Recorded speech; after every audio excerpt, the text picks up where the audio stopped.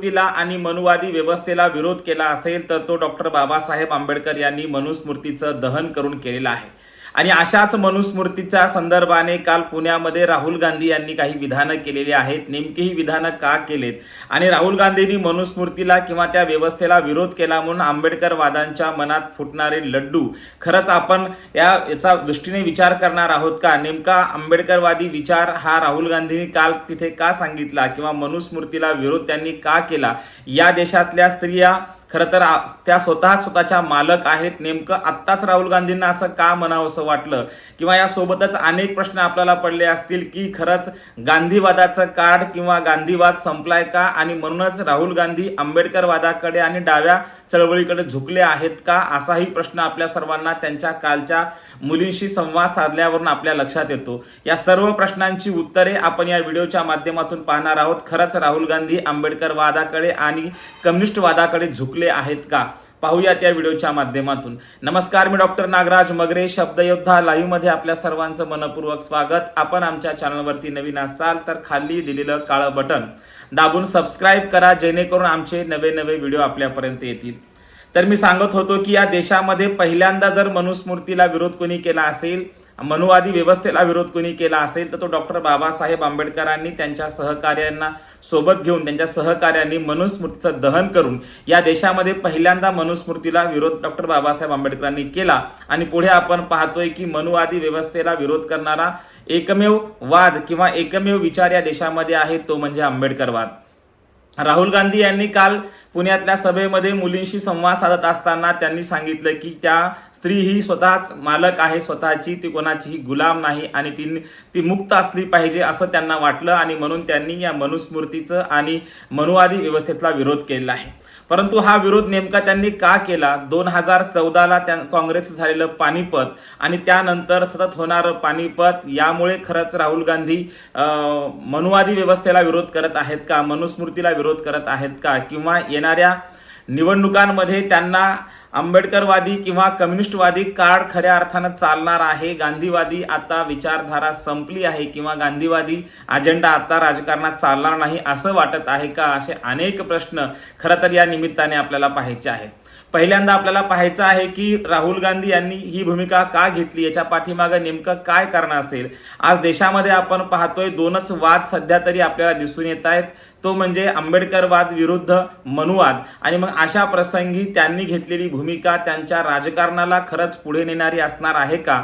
त्यांनी मनुवादी व्यवस्थेला आणि मनुस्मृतीला विरोध केल्यामुळे महाराष्ट्रातल्या विशेषतः देशातल्या आणि त्यात महाराष्ट्रातल्या आंबेडकरवाद्यांच्या मनामध्ये गुदगुल्या व्हायला लागल्या। परंतु ही खेळी आहे का खरंच ते आंबेडकरवादाकडे झुकलेत? हा देखील मोठा प्रश्न आहे। काँग्रेसच्या अपयशाचे मूळ कशात आहे हे राहुल गांधींच्या लक्षात आलं नसेल का? ह्याही प्रश्नाचं उत्तर आपल्याला पाहायचं आहे की आंबेडकरवादी अजेंडा घेऊन ते येत आहेत, त्याच्या पाठीमागं नेमकं काय कारण आहे याचाही आपल्याला शोध घ्यावा लागणार आहे। गांधीवादी अजेंडा संपला आहे आणि आता आंबेडकरवादी अजेंड्यावर ते आलेले आहेत का, असा देखील प्रश्न आपल्या सर्वांना पडलेला आहे। खरं तर या देशामध्ये आपण पाहिलं की दोन महत्त्वाचे वाद आहेत, एकीकडे आंबेडकरवाद आहे, दुसरीकडे मनुवाद आहे। आणि या दोन वादामध्ये आपण पाहतोय की कुठेतरी कम्युनिस्ट वाद देखील आपल्याला जिवंत दिसतोय, परंतु गांधीवाद मात्र कालबाह्य झालाय का हा प्रश्न तुमच्यावर सोडून देतो। त्यामुळेच कदाचित राहुल गांधी या वादांपासून दूर होत आहेत का आणि म्हणून ते आंबेडकरवाद आणि स्त्रीवाद मार्क्सवादाकडे ते आलेले आहेत का? आपल्या देशामध्ये स्त्रीवाद आहे, आंबेडकरवाद आहे, मार्क्सवाद आहे आणि मनुवाद आहे आणि गांधीवाद आहे। हे महत्त्वाचे वाद आहेत, हे महत्त्वाचे विचार या देशामध्ये आहेत। परंतु खऱ्या अर्थानं आज आपण पाहिलं तर जाहीररित्या दोनच वाद आपल्याला पाहायला मिळतील, तो म्हणजे एक आंबेडकरवाद आणि दुसरा आहे मनुवाद, म्हणजे मनुस्मृतीला मानणारा वर्ग। आणि म्हणून आपण पाहतोय की गांधी जे आहेत, गांधी कुठेतरी वर्णव्यवस्थे समर्थन करणाऱ्यापैकीच आहेत आणि हा वाद आता राजकारणामध्ये चालणार नाही, हा जुना झालाय। आणि म्हणून आज कुठेतरी ते आंबेडकरवादी भाषा बोलायला लागलेले आहेत, कारण आपण पाहिलंय की ज्या पद्धतीने आज देशामध्ये युवकांच्या ओठावरती परिवर्तनवादी विचारधारा आणि आंबेडकरवाद दिसून येतोय। म्हणून राहुल गांधींना कुठेतरी राजकारणामध्ये याचा फायदा घेण्यासाठी त्यांना असं वाटलं असावं की आज मोठ्या संख्येने आंबेडकरवाद स्वीकारलेली युवा पिढी आहे आणि म्हणून यांच्या समोर आपण मनुस्मृतीला विरोध करणं हे चांगलं होणार आहे, ज्यातून आपल्याला राजकीय फायदा होईल. परंतु एक लक्षात घेतलं पाहिजे की राहुल गांधी यांनी ज्या पद्धतीने मनुस्मृतीला आणि मनुस्मृतीतल्या स्त्रियांना गुलामीत ठेवणाऱ्या व्यवस्थेला विरोध करण्याचं काम केलं, ती स्वतः मालक आहे असं सांगितलं, अशी व्यवस्था घेऊन अशा व्यवस्थेला विरोध करत पुढे जाणारे राहुल गांधी राजकारणामध्ये यशस्वी होतील का, हा पहिला मुद्दा आहे. खरं तर राहुल गांधी यांच्या काँग्रेस पक्षाचं पानिपत का होतंय हा प्रश्न आपल्याला पुढे पाहायचाच आहे. परंतु त्यांनी आज गांधीवाद सोडून आंबेडकरवाद हाती घेतलेला आहे, सोबत कम्युनिस्टवाद पण आहे. त्यामुळे त्यांचं राजकारण यांच्यावर अवलंबून आहे का, हा देखील प्रश्न आहे. आणि म्हणून आज आपण पाहतोय की देशामध्ये मनुस्मृतीला किंवा मनुवादाला थेट विरोध करण्याचं काम आंबेडकरवाद्यांनी केलेलं आहे, हे आपल्याला नाकारता येत नाही. आणि म्हणून राहुल गांधींनी कालचं केलेलं विधान जे आहे त्यांच्या पक्षाला नवसंजीवनी देणार होऊ शकते का, हा प्रश्न आहे. कारण आज आपण पाहतोय देशामध्ये कालच्या राहुल गांधींच्या भाषणाची चर्चा आहे आणि सर्वत्र खरं तर आंबेडकरवाद्यांमध्ये विशेष चर्चा आहे की थेट जाहीर मनुस्मृतीवर बोलण्याचं काम एखाद्या राष्ट्रीय पक्षाच्या नेत्यानं करावं, ही आश्चर्याचीच बाब सर्वांना वाटत असली तरी याच्या पाठीमागे राजकीय षडयंत्र आहे का, याचा शोध घेणं देखील तितकंच गरजेचं आहे. कारण आत्ता गांधीवाद कालबाह्य झालाय आणि म्हणून युवा पिढी गांधीवादाकडे झुकलेली नाही, तर युवा पिढी ही खरं तर एकतर थेट ती मनुवादाशी जुडलेली आहे किंवा थेट ती आंबेडकरवादाशी जुडलेली आहे. त्यामुळे कदाचित राहुल गांधींना हे उमगलं असावं की आज जर आपण आंबेडकरवाद सांगितला आणि मनुस्मृतीला विरोध केला तर आपल्याला राजकीय फायदा होणार आहे.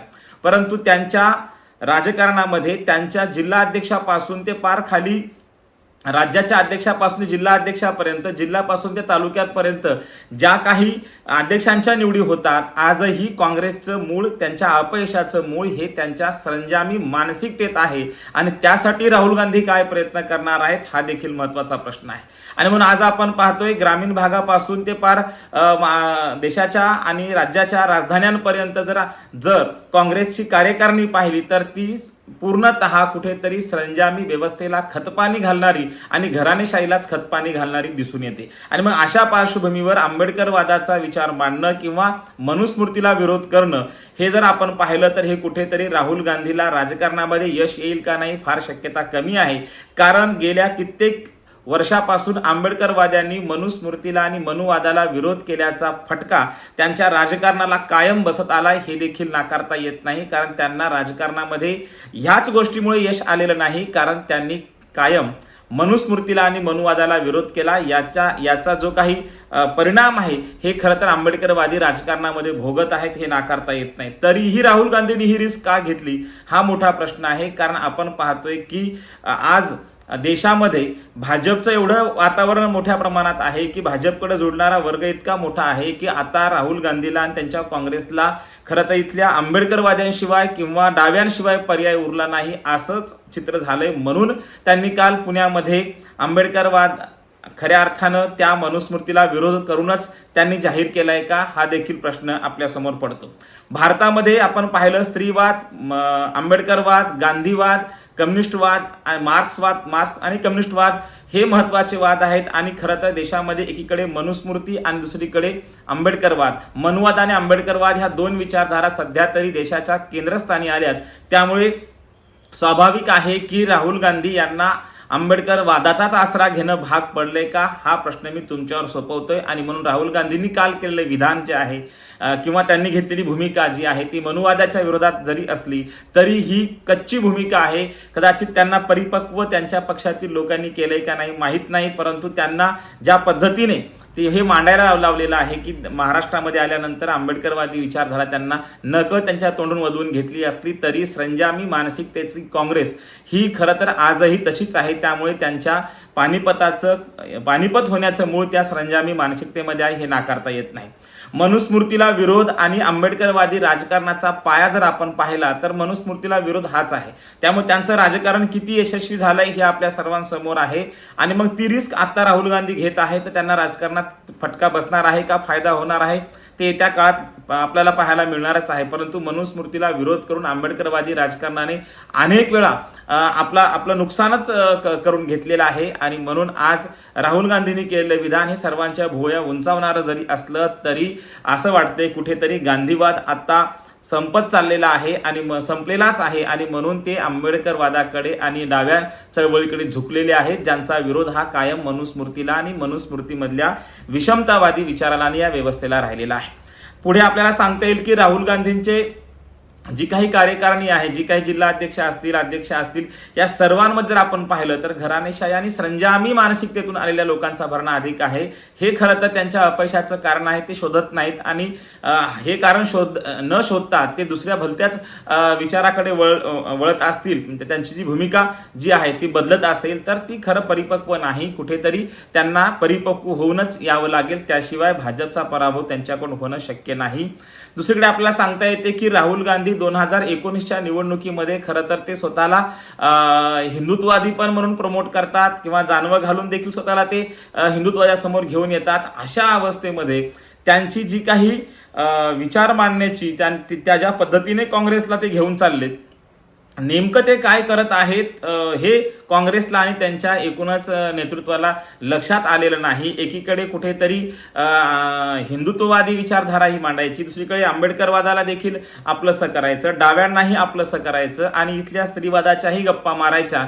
आणि 2019च्या निवडणुकीत तुम्ही जर पाहिलं असेल किंवा 19 मध्ये जर तुम्ही पाहिलं असेल तर ते स्वतःला हिंदू म्हणून प्रमोट करत आहेत, हे देखील आपण सर्वांनी पाहिलंय. मग अशा पार्श्वभूमीवर राहुल गांधींची जम्बलिंग होत आहे का, किंवा त्यांना सल्ले देणारे त्यांचे सल्लागार असतील किंवा त्यांच्या एकूणच आजूबाजूला त्यांचे असलेले काही सल्लागार मंडळी असतील, त्यांनी अचानक त्यांना अशी कोलाटोडी घ्यायला का भाग पाडलं, हे खरं तर न उमगण्यासारखं आहे. परंतु देशामध्ये दोन विचारधारा कायम एकमेकासमोर आपल्याला दिसून येतात आणि आज घडीला आपण पाहतोय एकीकडे मनुवाद आहे, दुसरीकडे आंबेडकरवाद आहे. परंतु मनुवादाकडे राहुल गांधींना जाणं शक्य नाही, कारण सत्तेमध्ये असणारा जो वर्ग आहे तो थेट मनुस्मृती समर्थन करणारा आहे. त्यामुळे इकडे जर आपण पाहिलं तर त्यांना आंबेडकरवादाशिवाय पर्याय राहिला नाही. गांधीवाद सध्या कुठे दिसतच नाही, कारण गांधीवाद खरं तर राहुल गांधी यांच्या पक्षाची विचारधाराच मुळात गांधीवादी आहे. त्यामुळे स्वाभाविक आहे त्यांचा गांधीवाद नेमका गेलोय कुठे, त्यांना आंबेडकरवाद समोर का आणावासा वाटला किंवा त्यांना त्या संदर्भात का बोलावंसं वाटलं. आणि महाराष्ट्रामध्ये आणि देशभरात सुद्धा आंबेडकरवाद्यांना आतून फार ते सुखावून गेलेले आहेत की राहुल गांधींनी मनुस्मृतीला विरोध केला. परंतु त्यांचं राजकीय षडयंत्र आहे का, तर स्वाभाविक आहे की एखाद्या पक्षाला आपला अजेंडा बदलावा लागतो आणि ज्या विचारधारेची चलती आहे त्या विचारधारेच्या बाजूनं किंवा त्यांची मतं आपल्याला घेण्यासाठी बदलावं लागतं. तसं जर राहुल गांधी बदलत असतील किंवा बदलले असतील तर त्यांचं स्वागतच आहे. परंतु अचानक गांधीवाद सोडून थेट आंबेडकरवादावर उडी मारायची आणि आंबेडकरवादावर उभं राहून मनुस्मृतीला किंवा मनुवादी व्यवस्थेला विरोध करायचा, ही राहुल गांधींची भूमिका धाडसाचीच म्हणावी लागेल. आणि हे धाडस त्यांना करावं लागलं कारण 2014 पासून त्यांचं होणारं सततचं पानिपत आणि पक्षाची पडझड, त्यामुळे त्यांना कळून चुकलं असावं की देशामध्ये मनुवादाच्या विरोधामध्ये आंबेडकरवाद आणि डावे आहे, त्यामुळे आपण डाव्यांना आणि आंबेडकरवाद्याला जवळ केलं तर आपलं राजकारण यशस्वी होईल असं त्यांना वाटत असावं आणि म्हणून त्यांनी ही भूमिका घेतलेली आहे. परंतु त्यांच्या पक्षाच्या अपयशाचं मूळ त्यांच्या घराणेशाहीत आणि त्यांच्या संजामीशाहीमध्ये आहे, हे नाकारता येत नाही.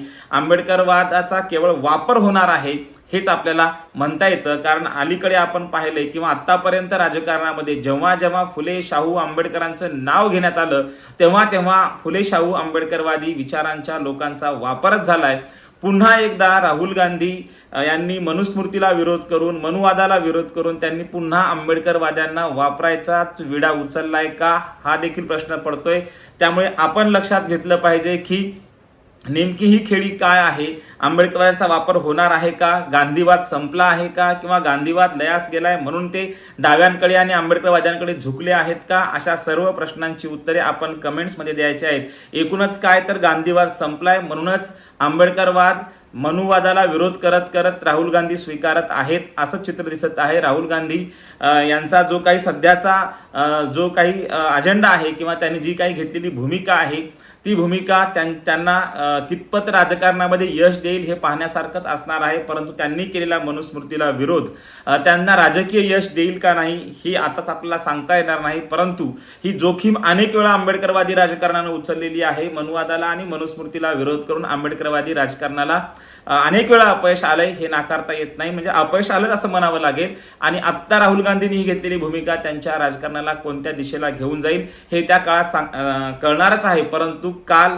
मनुवादाला आणि मनुस्मृतीला विरोध करण्यापाठीमागे राहुल गांधी यांची जी भूमिका आहे ती भूमिका ही राजकीय भूमिका आहे, नाकारता येत नाही. परंतु गांधीवाद संपलाय म्हणून आंबेडकरवाद आणि डाव्यांकडे झुकलेत का हे आपण कमेंट्समध्ये नक्की सांगा. धन्यवाद.